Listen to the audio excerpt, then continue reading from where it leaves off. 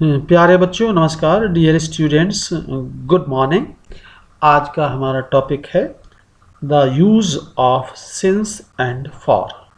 बच्चों, दोनों ही words since and for time के पहले यूज़ किए जाते हैं।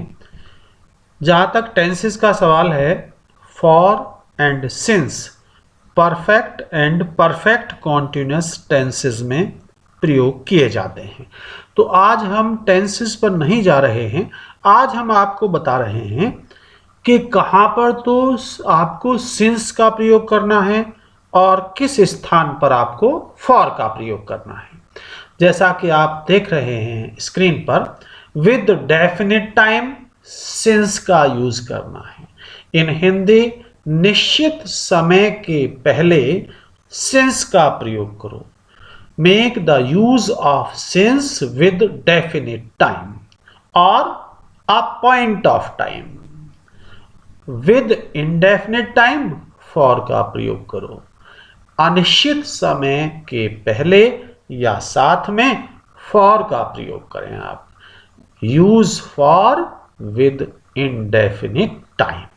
तो इसी को हम समझाने की कोशिश करते हैं। देखते हैं पहले सिंस का प्रयोग।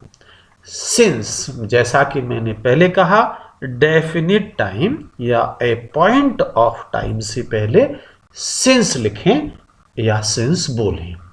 जैसे 2 o'clock, यह समय एक निश्चित पॉइंट पर होता है। 2 o'clock, तो हम क्या लिखेंगे?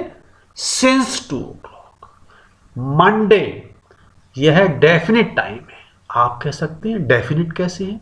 डेफिनिट इस तरह से है कि रात को जब 12 बजते हैं और उसके बाद 1 सेकंड होती है तो मंडे शुरू हो जाता है, इसीलिए यह डेफिनिट हुआ ना। तो हम कहेंगे सिंस मंडे, सिंस ट्यूसडे। ऐसे ही सिंस 1978। भाई, जब नया ईयर स्टार्ट होगा तब भी रात के 12 बजे के ठीक बाद स्टार्ट होगा, चाहे वो 1978 हो या 2005 हो, 2020 हो।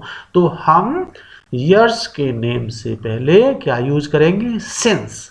इसी तरह से जैसे 3 PM, सिंस 3 PM।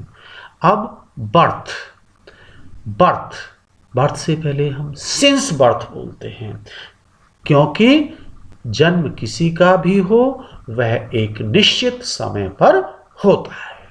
उसी तरह से डेट का एग्जाम्पल लीजिए, सिंस 5 फरवरी। ये भी ठीक 12 बजे के बाद डेट चेंज होगी। उसी तरह से फरवरी, महीनों के नाम से पहले भी हम सिंस का यूज करेंगे। Since morning, why? क्योंकि जो सनराइज है, जो सूर्य उगता है, वह किसी निश्चित समय पर ही होता है। तो अब हम फॉर की तरफ चलते हैं। विद इंडेफिनिट टाइम, अनिश्चित समय से पहले। आ वीक, हमें यह पता नहीं कौन सा वीक, लास्ट वीक है, फर्स्ट वीक है, सेकंड वीक है, तो यह इंडेफिनिट टाइम है या अ पीरियड ऑफ टाइम है, पॉइंट ऑफ टाइम नहीं है। एक समय की अवधि है, समय का बिंदु नहीं है। A month, for a month, for a week. For क्यों लगाया? अ मंथ, एक महीना, कोई सा भी हो सकता है। जनवरी हो सकता है, मार्च हो सकता है, अप्रैल हो सकता है। It is the period of time और यह डेफिनिट नहीं है। जैसे जनवरी है, फेब्रुवरी है, मार्च है, डेफिनिट नहीं है। हम कह रहे हैं a month means any month, इसलिए हम बोलेंगे for a month. A century, कोई भी सेंचुरी हो सकती है, इसलिए for a century. A decade, a decade means a period of 10 years। कोई सा भी दशक हो सकता है, निश्चित नहीं है, अनिश्चित है, इसलिए बोलेंगे for A decade. For 2 decades, for a year, for a year, कोई सा भी साल हो सकता है। 2008 हो सकता है, 2020 हो सकता है, 2021 हो सकता है, अनिश्चित है, इसलिए for a year. For 2 years, कोई से भी 2 years हो सकते हैं, एनी 2 years में भी there. For many days, many days, not a definite period. ये तो कोई भी हो सकते हैं, मैनी डेज, कितने भी दिन हो सकते हैं। अ लॉन्ग टाइम भी इंडेफिनिट ही कहा जाएगा क्योंकि निश्चित नहीं है। तो बच्चों एक बार फिर से मैं आपको बताना चाहता हूँ, सिंस डेफिनिट टाइम के पहले या पॉइंट ऑफ टाइम के पहले यूज करें, फॉर पीरियड ऑफ टाइम या अनिश्चित समय से पहले प्रयोग करें।